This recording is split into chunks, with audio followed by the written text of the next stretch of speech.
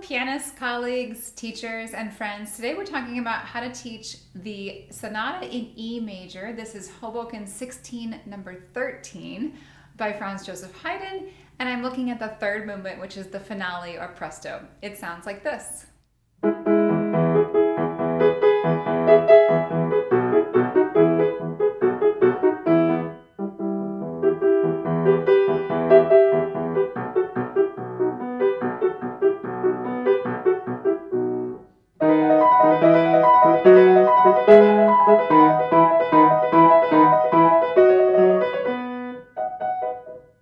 This is such a great upper intermediate piece. I really enjoy teaching this. It's a little bit easier than it sounds. The main features are, of course, that it's a very fast movement at the end of a Haydn sonata. I would put this at the, easiest true sonatas by Haydn.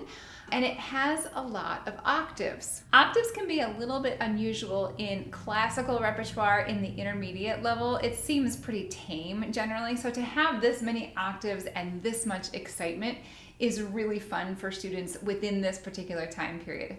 If we haven't met before, my name is Jana Williamson and welcome to my home piano studio in the suburbs of Chicago. This piece can be found in one of my favorite collections, and that is the Encore Book 3 by Jane McGraw, and I will be sure to link that in the description of this video so you can purchase that if you'd like.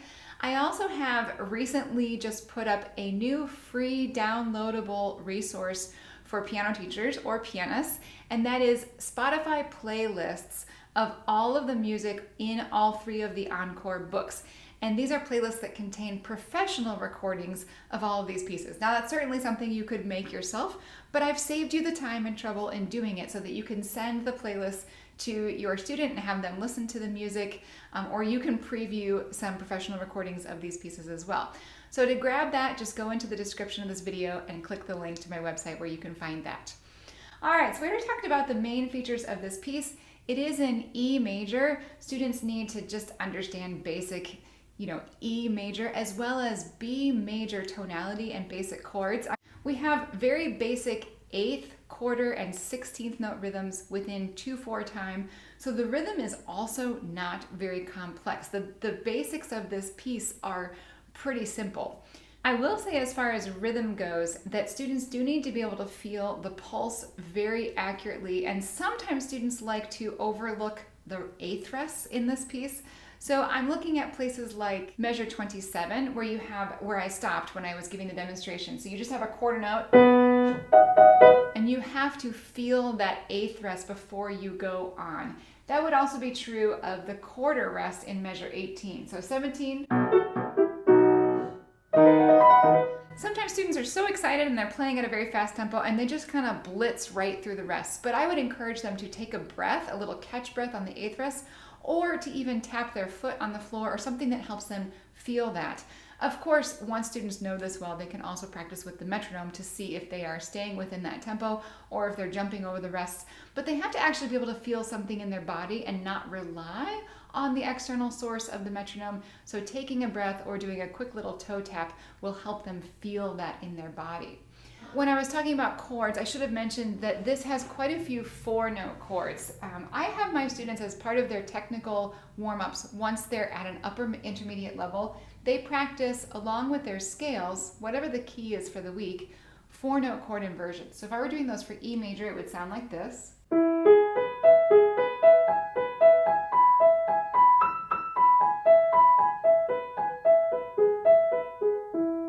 And we get those exact chords in this piece. We're in B major at measure 19. There's a little pattern at the beginning, and then just that descending B major chord. And that pattern then morphs in measure 23 to be B major followed by E major.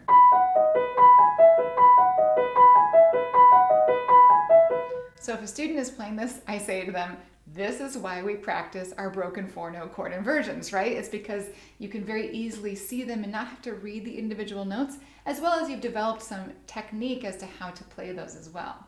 Another technical issue in this piece is that there are double thirds. This right hand has starting in measure 5. And in the Jane McGraw edition, as well as some others that I've consulted, there is a two-note slur on the downbeat of measure 6. In order to play that effectively, you have to play the first one, lift up your third finger while you hold your thumb, and then fall into the next one. You literally can't play legato, a repeated note, so you can't make it legato from the G sharp to the G sharp, but you can fool your audience's ears by holding the bottom one. And before that, I would do most of these patterns just detached. It's easier technically than playing legato, and then the two-note slur has a nice little emphasis. Regarding left-hand technique in this piece, we do have some very fast Alberti bass in the development section, starting at measure 44.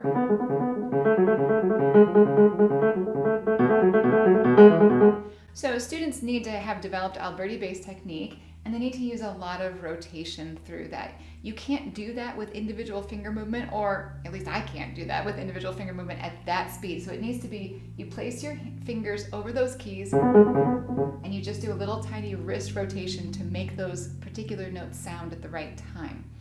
Hey, if you're enjoying this video and if you enjoy my other videos about intermediate piano repertoire, would you take a quick second to hit the like button below? That will help other teachers find these videos. If you have favorite videos of mine, I would also be very appreciative if you would share them with a friend or colleague who you think would also be helped by this information. Thanks so much. And then lastly, as far as technique goes, we do have quite a few octaves in the left hand, and I think that's the best part of this piece. I recently had a student who asked for more pieces with octaves, particularly fast pieces. And you can find that in the Romantic and 20th century at an upper intermediate level, but it's a little bit harder in the Baroque and Classical. So I was really happy she really liked this piece and chose it to work on. Generally, as long as your student is not turning into a very, tight, locked position, they're going to be fine on this piece. There's not a lot of moving octaves. We have some of this stuff in 23 and 24. But they just need to know that there should be places where they release the tension. If you stay in an open position and if the student has a smaller hand, then they will create tension. If they can do little tiny mini releases between each octave, then they will let that tension go and it won't be a problem.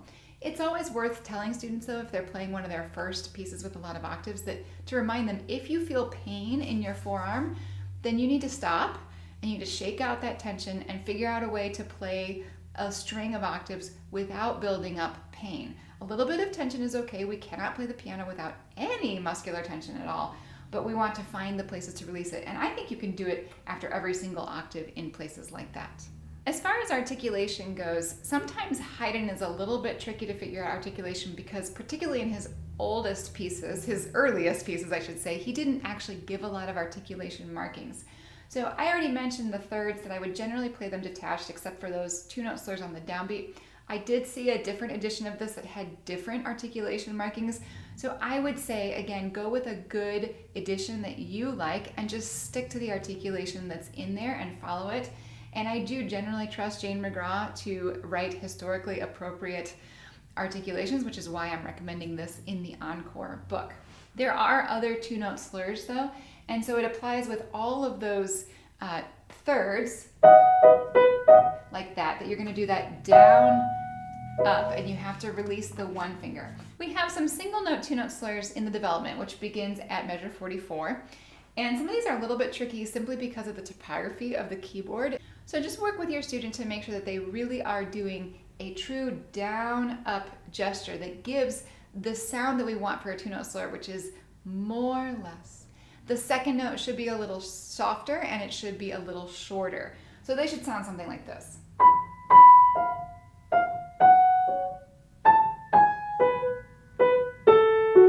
As far as practicing the development goes, I would strongly suggest that students block the chords in the left hand.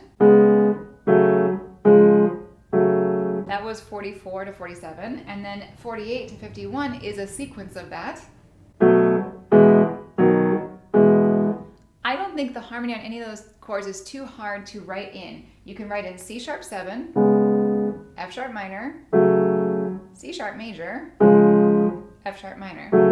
And then you can write the next four, which are, as I said, a sequence of that first group. And then we just finish up with E major, A major, F sharp major to B. Once they can do that, and it's kind of like on an autopilot, like, can you close your eyes and still play that chord progression? Then you can play the blocked chords with the right hand with excellent two-note slurs.